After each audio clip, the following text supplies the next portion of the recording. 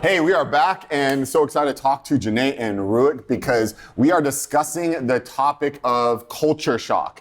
Because we've been kind of thinking on this whole concept of like comfort versus calling, right? Like, what are we going to prioritize in our life? Because we all have places of comfort and things that bring us comfort, but sometimes to do anything incredible in life, you have to learn to step out of comfort and go after something bigger than you, a bigger calling, a bigger purpose. And it sounds great and fun, like it sounds adventurous, but actually it's super hard. Yeah. And it is not easy, and it's dramatic, and it rubs against a feeling of self.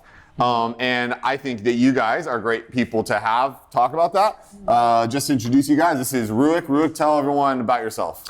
Hey guys, my name is Ruach. I'm married to Fran. I've got a 2-year-old son.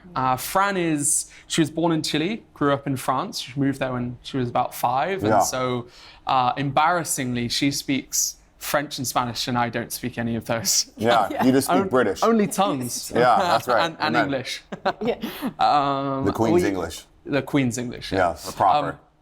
The proper English. Actually, well, would it be called the King's English now? I don't know. It's a King's English, I guess. I don't know. I'm still mourning. So am I. Yeah. We have a 2-year-old son. Yeah. We've got another on the way, due in June. Yeah, June the 7th. And you are raising your kids because you're not from here. You're in Indonesia right now. Yeah. You are from the UK. From the UK. From the UK. You're raising your kids here. Yeah. You're married here. You're working here, and that's totally different. It's totally different. Totally different. Yeah. And JaNay, well, tell everyone who you are besides the woman who is locked into a contract with me till death. That's right. I am your wife. Yep. Which is an adventure in and of itself. Yeah. But we like adventure. Yeah, we do. We chose each other. Yeah, we knew which that is going still. into it. Yeah, So that it was was okay. culture shock. Yeah. Getting married is culture shock. For sure. That, forget moving to another country. Yeah. Marrying another person is stinking culture shock. Yeah. Well, even I think for us, we moved immediately coming back from our honeymoon down to another state that had different culture than we did. And we people were always away think from the U.S. family. is the same culture. Like they're like, oh, America is like an American culture. Yeah. But east Like to New west, York, north it to was- south, totally different. Oh, completely. The central part is different. Yeah. South, East Coast, West Coast, completely different and all those things. And so that was already happening. So yes. And then we moved over here, but I am your wife. How long have we been living in Indonesia? We almost 14 years. So 14 years. Yeah. I feel like if there's anyone that can talk about culture shock in marriage, it's probably you two guys, isn't it? Like really knowing your intense. backgrounds of Yes. how you got together, and dude. it's still. It's so intense. Wow. But you know what, Ruach? I'm always like, I feel like JaNay and I, we've been here, our kids are 13 and 10, thank you for reminding me. And we've been raising them here. They think they're American, but they're not. Yeah. I mean, Cree would be like, I'm Indonesian. But Yeah, Cree doesn't know who she is. can't have She both literally goes passports. back and forth. She'll be like, I'm Indonesian, and the next day she's like, I'm American. Yeah, exactly. They don't know. They identity crisis like crazy, but it'll all get worked out. But I feel like sometimes, Ruach, you've been here for 2 years. 2 years. 2 years. I've been here for how long? 13. No, almost 14. Yeah. Almost 14 Yeah. years. Different country that is not known. Huge capital city, Jakarta, Indonesia. Yeah. Do you feel like we're American? Or do you secretly in your head think, oh gosh, they have completely assimilated into the Indonesian culture? I feel like you guys, and I think I see it in me, I see it in internationals in general. Yeah. I think, for instance, my wife, as I mentioned, that she was born in Chile, but then she moved to France when she was 5. And so to the French, she wasn't French, but then when she went back to Chile, she wasn't Chilean. Yeah. They'd call her like this white girl, this kind of European. Yeah. And she colonizer. kind of, that was the Spanish. Sama. It's a bit different. Okay. Well, North Africa, hello. I mean, like, I'm not trying to poke fun. Okay? That's when she holds her hand up and says she's Chilean, not French. Got it. Amen. But yeah, so she had a really big identity crisis. Yeah. And I think it's really easy to, when you live in a different culture, to be like, oh my goodness, who am I? Because you grow up with a third culture mentality. Yeah. Where you understand and empathize with multiple different perspectives and dynamics. Yeah. And that's different than 90% of the people in the world. Yeah, and I think if you've lived there, you know, like my wife, she lived in France for 20 years before she moved out. For her, it was more seeing her parents, you know, her mum and dad are really, really Chilean. And so their home was this little sort of enclave, little oasis of Chilean culture. But then she would go to school and it would be really, really French. And so for her, it was kind of like she would identify as being Chilean and she'd be really proud Chilean girl living in France. Yeah. But then when she went to Chile, they'd call her this, you know, this white girl. They weren't so proud of her. And, she was proud of being Chilean, but they were kind of like, we don't really vouch for you. Yeah. Exactly. Yeah. And I think part of that is that when you live in a foreign culture to your own, as I said, you have this identity crisis of what defines me. Yeah. You know, what are the things that, and I think that often, or the way I see it is there's mainly two ways to go. It's like the two extremes. You either sort of shut down and you're like, yes, I'm British. I love the Queen. I love tea. You know, these are the things. What else do British people love? You know, Queen, football. tea, football. Yeah. Do British people love Marmite? Marmites love it or you hate it. Okay. Yeah. I hate it. I'm a bit weird because I'm like, it's all right. What about toads in a hole? Toad in the hole? Yeah, it's Hole in good. a hole is delicious, isn't it? Yeah, it's What good. about, what's It's that not. pudding? What's the... Yorkshire pudding. Yorkshires. You like the Yorkshires? Yeah, I love Yorkshire pudding. Yeah, with some gravy? It's so good. Although in this climate, I don't think it's not as I don't crave appealing. it. But when you're cold, Yeah, when you're home, when it's like, cold outside in Sunday winter. roast. Yeah, it's amazing. Yeah. yeah, understandable. Yeah. Pound is so expensive right now.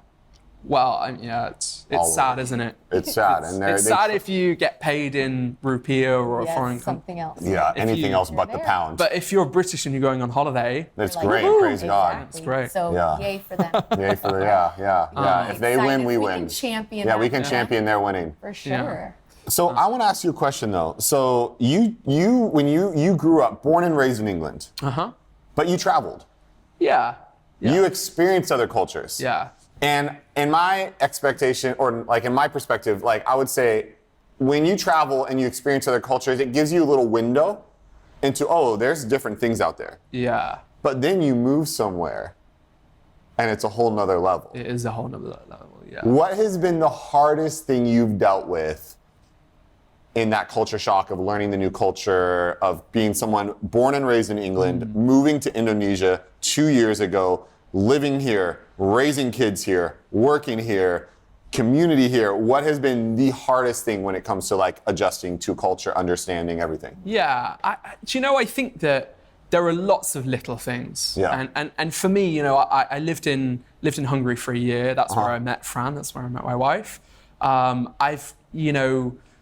I've obviously been on holiday, spent some time in different places, but nothing compared to living for the last 2 years here in Indonesia. It's completely alien in many, many, many ways. Yeah. And I think that it's the little things that sort of stack up.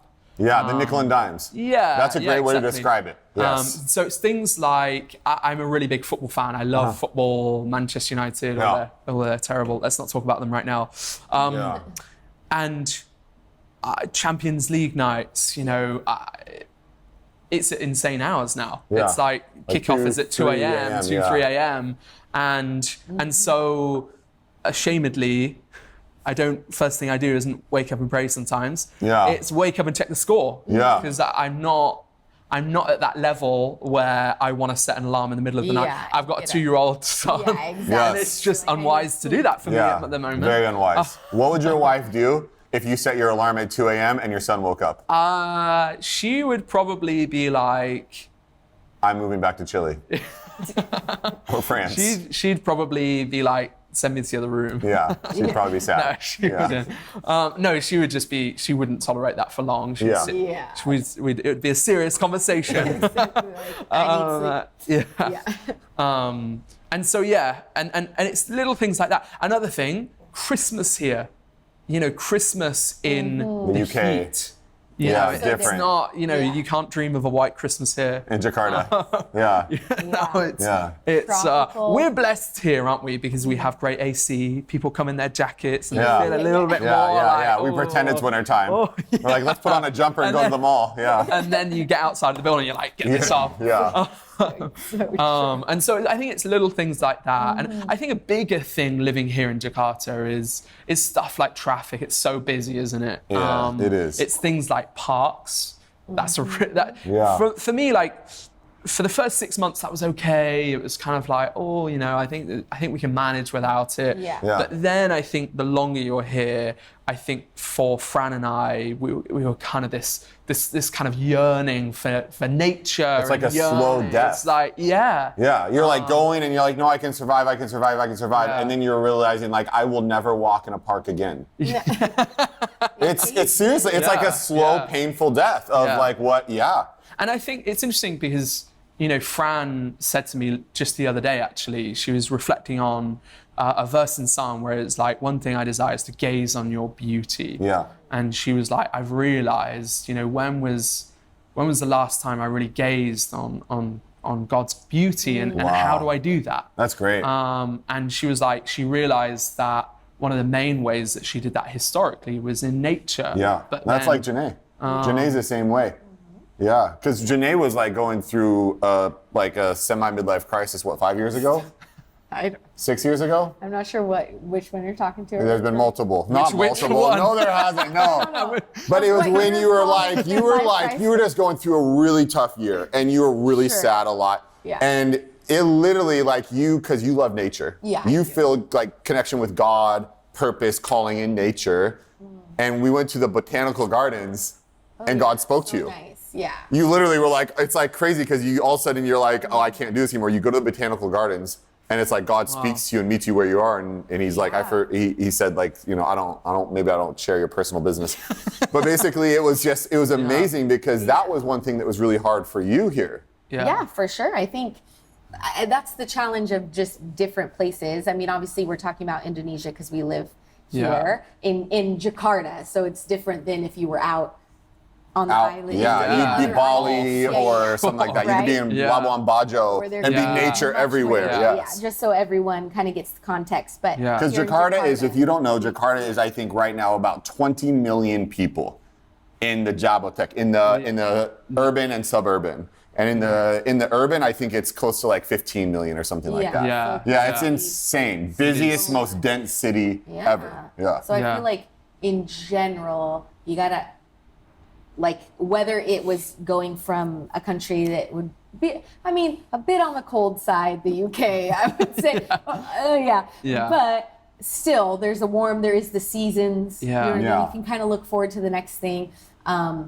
Going to a tropical one, or if you were vice versa, or going anywhere around the world that was like different, there's this level of things that you knew kind of dying, like having to surrender that and embrace new things, or also to just having the adaptability and being able to see the good and be okay with there being pros and cons to every place. And not trying to make that place. When you compare, when you are like, oh, if in America this tastes like this or this is this, you will hate your life.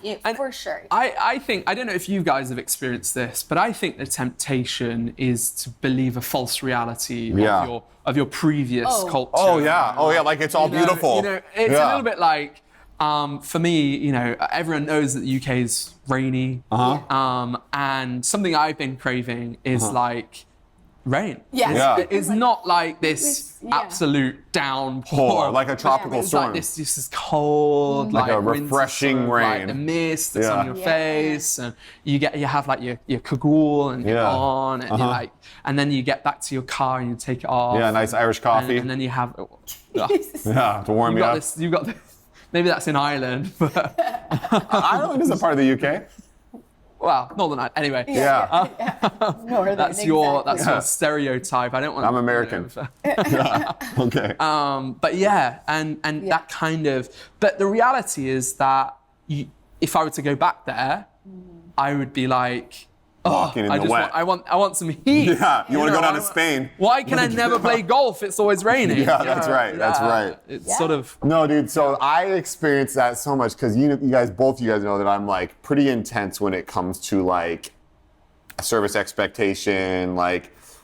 And there was like this year where I was just getting. Hold on. Don't you have like a blacklist? I have a list of restaurants and hotels that I will never eat at or stay at again. I think you're the only person. And people only get one shot.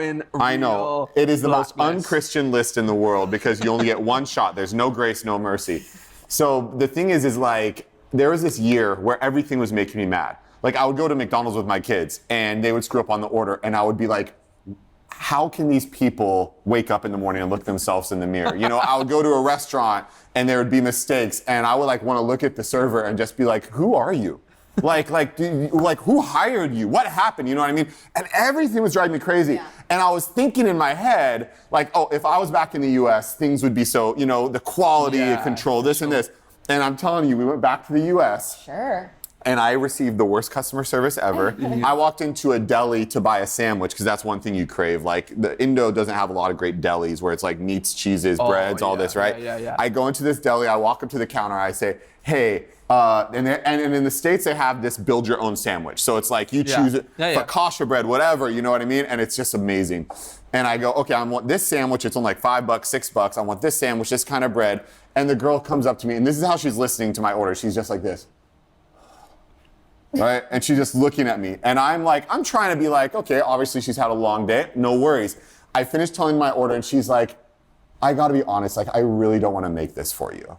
And I'm just like, I'm sorry. Like, I really thought that I was like, oh, but you sell these sandwiches, right? I thought it was like my misinterpretation. I was like, but you sell these. She's like, yeah.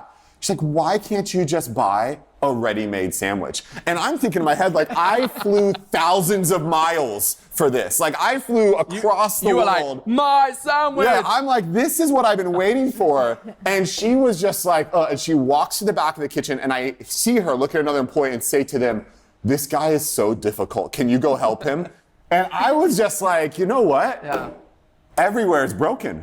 I'm like, there's no real like. The worst thing on top of that sort of service is when you have to pay the service charge. Oh yeah, that is the worst. You know, because in the UK you tip. You tip. There's not a service charge. I know Jakarta, it's like beautiful when you go like to a restaurant and the worst service ever, and there's like 8% service charge or whatever, and you're like, I don't even have a choice.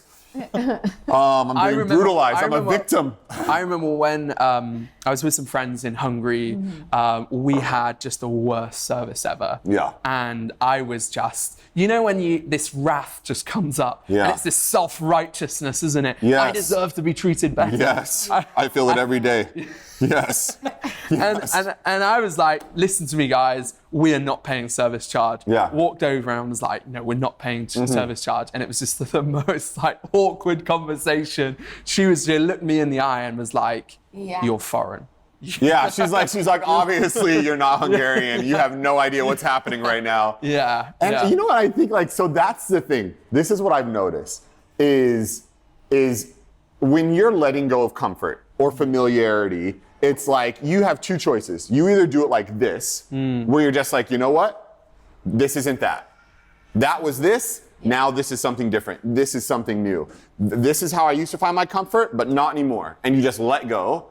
Or it's like this with like God, I feel like. He's literally like, okay, I'm trying to help you here, but we're like, no. And he's like this. He's like, oh. Yeah. And it's like years of process. It's like literally trying to, I remember when our kids were little and it's like they have something in their hand and they don't want to let it go. You literally have to like hold their hand. Yeah. No, shut it. You got to follow the illustration. Well, Okay, so it's literally like you're like at a toddler has a candy in their hand and you're like one finger at a time and they're just fighting every single finger and it's exhausting. And then you're not only exhausted by new culture, new discomforts, but now you're exhausted of holding on so tight to what was.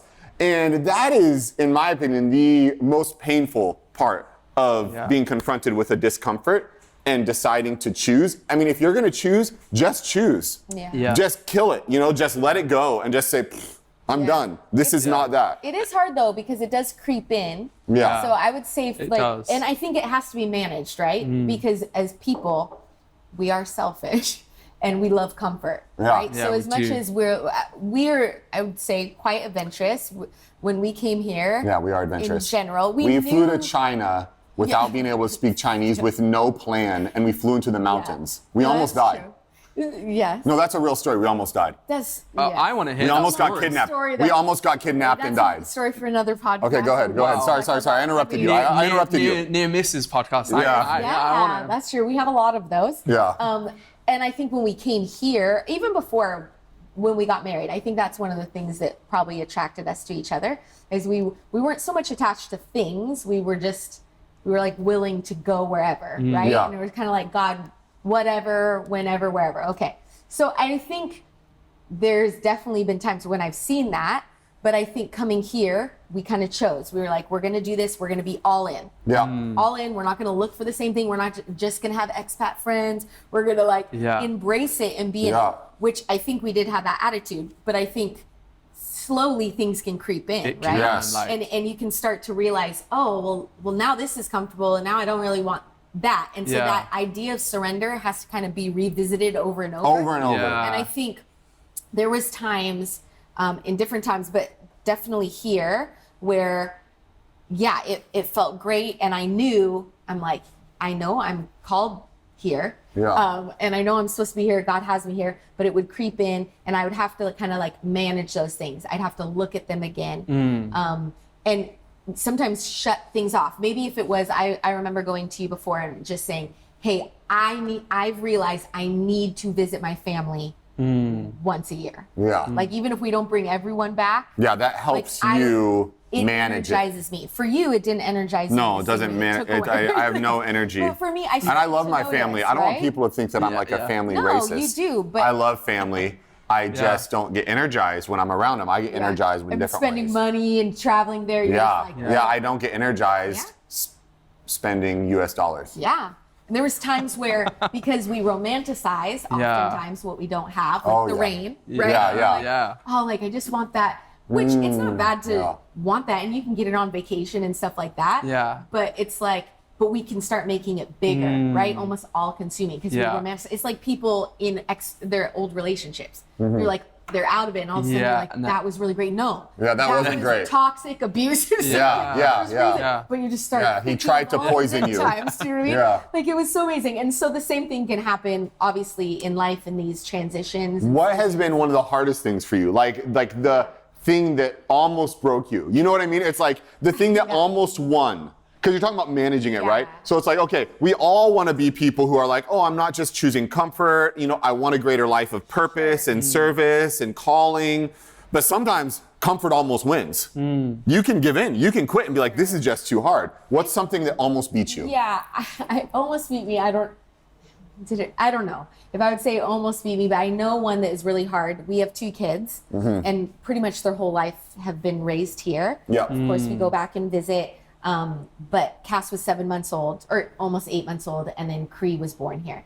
And so for me, I think that's that thing of being a mom. Like, am I giving them the best? Has always been a big wrestle for me. And then I've had to talk about managing it. Like there was times where, during COVID, but other times too before that, where like, all of a sudden I would see all my friends' kids like at the park on Instagram, or I would see the pumpkin patch, which is something like in the States right around like October. Like getting jack-o'-lantern for Halloween. And then people are taking all the pictures they flood. Or the Christmas markets in the UK. So you'd see all these things and be like... started to be like, oh my goodness, my kids aren't having those moments. Yeah, those experiences. And it would be really hard for me. Oh yeah, you would because cry. I would have to like I'm not being a good mom. Yeah. And then obviously the wrestle would be internally, and I'd be talking to God about it. And just that thought of, it's not that God knows that. You know what I mean? When He knows they're not carving He knows. pumpkins. But then there's other experiences. It's like we can look at the things that are We're missing. negative or we're missing, but the other side, my kids have traveled the world. Their perspective is huge. They've lived and been in They other think Bali cultures. is boring. No, it's not just the boring. It's They are like this number 2 holiday destination in the world. They're like, really, Bali again? You know what I mean? Yeah. It's not just those places. Yeah. Us choosing to surrender and do what God asked us to do Yeah. has opened up the door to so many things that my kids have gotten to experience. Like even just traveling, right? Into multiple capacity, even being around so many different people and cultures. We're here at an international church, and around a lot of different, not just Indonesian, but a lot of different ones. The way they react with and interact with people. Yeah. The interactions. So when we take them back to the States, then I really see, wow. Yeah, like the difference of just how they are, adults and kids, and being able to like relate. And they'll be like talking to a kid that has literally like never left their city and like doesn't, and it's like it's a weird encounter for them, and because for them their normal is normal. And they're like, oh yeah, everybody has seen, you know, all the continents, and everyone has 3 friends that speak all these different languages, you know what I mean? And then they go, and then it's like, oh wow, this is crazy, you know what I mean? And there's challenges in everything, Everything, right? yeah. And There of is. course, if you allow yourself to look at like social media stuff, which is literally, it's putting the best It's a thing. killer. It's all the fun It is. times, right? Yeah. You don't see those parents like in the back. No, and my they're friend- feeling like, you know. So Steve, my friend Steve Burgess, shout out Steve Burgess. He's a really good looking man. I heard him say one time, he thinks that like, just like how in the 50s, when no one knew cigarettes were bad, people are like, yeah, just light them up. Oh, you're having a bad day? Have some smokes, you know? And then it's like, you realize, oh, it's killing you. Yeah. He's like, I bet you that's what's gonna happen with social media. 50 years from now, they're gonna be like, dude, what were they thinking?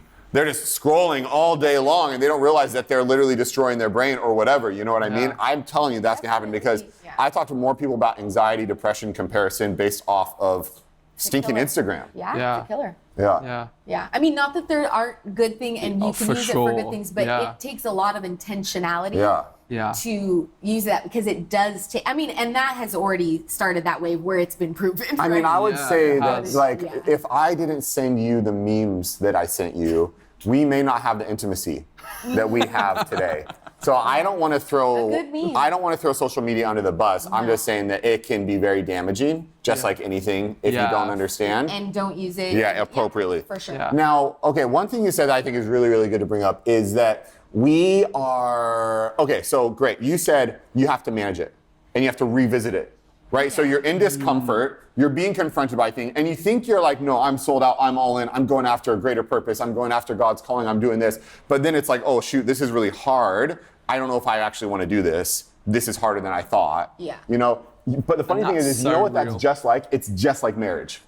Sure. The closer you get to someone, the more you know them. I was just talking to, who was I talking to? Oh, Angela, Jordan's wife. She was on an episode, I think 2 weeks ago.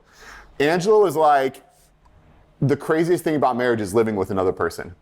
And you go in and you're like, oh, it's gonna be a fun sleepover every single day. And you realize, oh my gosh, this person is dirty.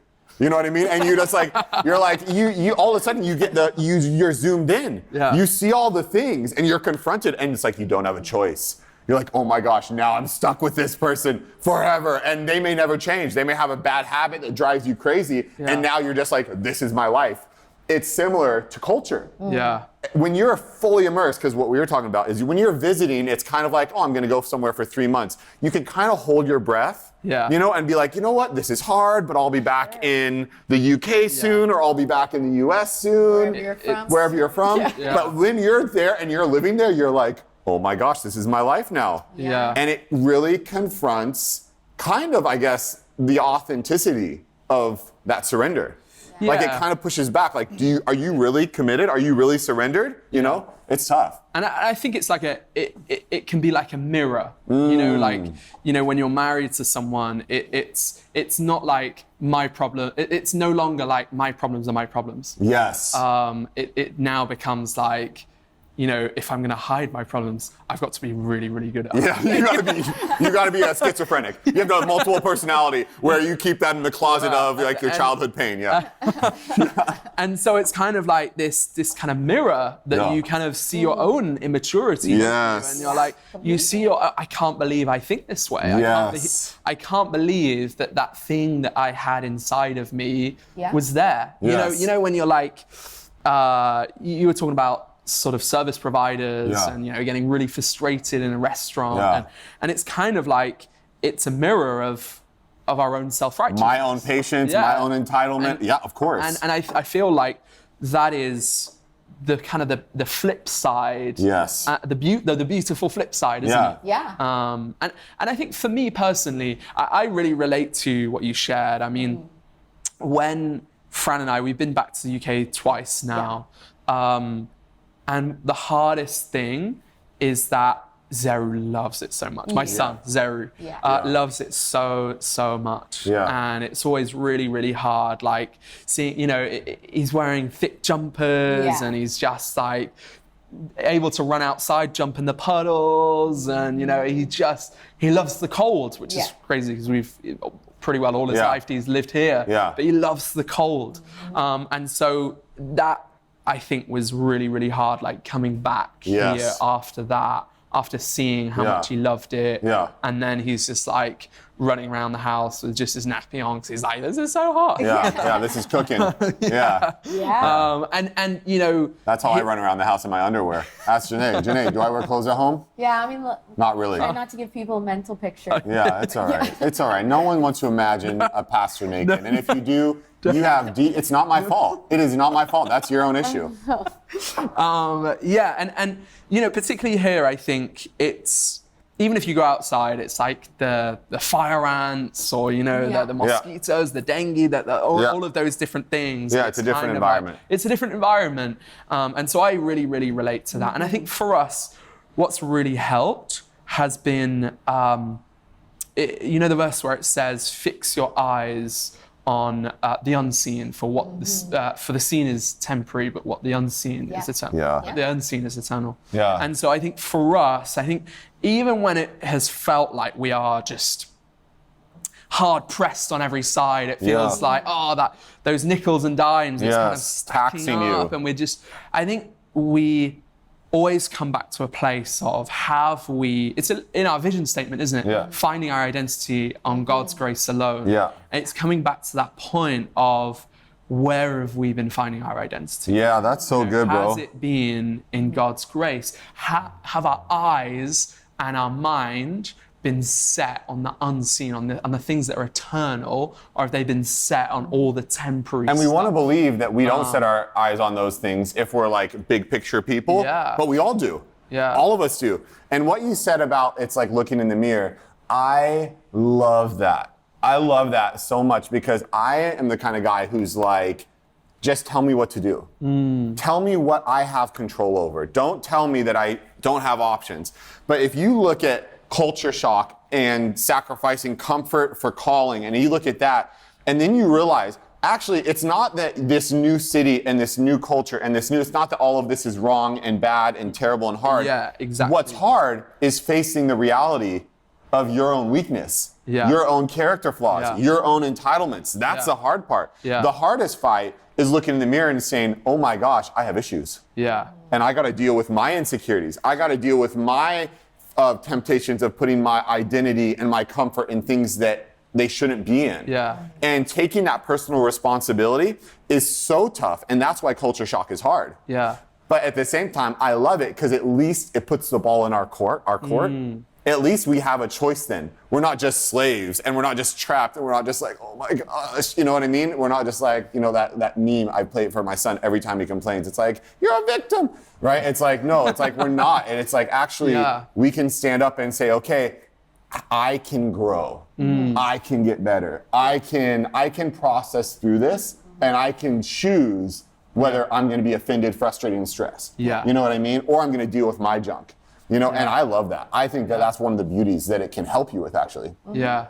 Yeah. And I think the temptation within that, again, is to see resilience and coping as our, to do it in our strength. Yes. Yeah, that it's like, I need to just hold Grit your on. teeth. I need to grip my teeth. Yeah. And just get through this. We're going to get through this. But I think coming to that place of it's our responsibility to surrender to God's strength. Yes. And I think that is like, well, that's humility. It's humility, yeah. Right? You can't cure entitlement and self-righteousness with more self-righteousness. Yeah. You can't be like, oh, I'll show myself that I can beat myself. That's crazy, right? Yeah. That's a great point, Ruach. In fact, I have seen that take people out. Oftentimes. It's the people that say, I can deal with this.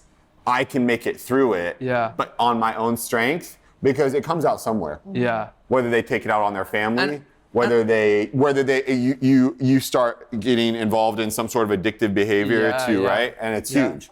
Yeah, and I think that the temptation, I think, within like God's calling for us is that, okay, I've got God's calling, I'm gonna run with this. Yeah. This is, I'm gonna live this way, I'm gonna do this for you, God. Yeah. And he's like, oh, whoa, buddy. Yeah, exactly. This is my vision and calling for you is for us together. Yeah, that's right. Don't outrun me. Yeah, don't outrun me. That's so great. true. I love that, but it's tough though. Yeah, it is so It's super tough. Yeah. So you guys are awesome. Thanks for the talk. Thanks for sharing your opinions. For your hearts. I'm sorry I interrupted you. Babe, anytime. Oh, no. I know, but this is the thing. I'm saying it now publicly, so later when we're in private, you aren't like, why do you interrupt me so much? Why? I don't feel like I want the whole world to know that I have a repentant heart. Yes, thank you. I feel like you did a pretty good job managing that. Thanks. In this one. I'm trying. Thanks. Yeah. Hey guys, listen, we love it that you're watching. If you like this, share it with your friends. If you don't like it, you don't have to say anything. You don't have to talk negatively about it or even tell us. You can just not watch it anymore. True. Have a great week. See you next time.